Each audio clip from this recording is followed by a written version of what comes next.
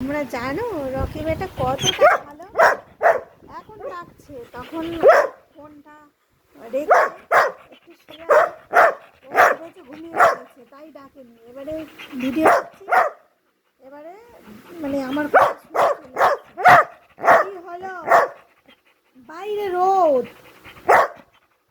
এখন যাবো না, এখন যাবো না, আমি ঘুমাবো। বাইরে রোদাই ঘুমাবো বলেছি, চলে গেলে।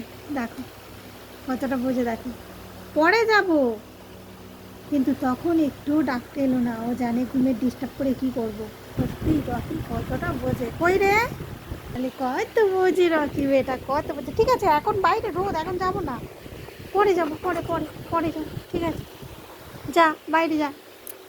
ও ঘরে একদম থাকবে না, কারণ ঘরে গরম, সবসময় বাইরেই শুয়ে থাকে, আর ওর প্রচণ্ড গরম লাগে।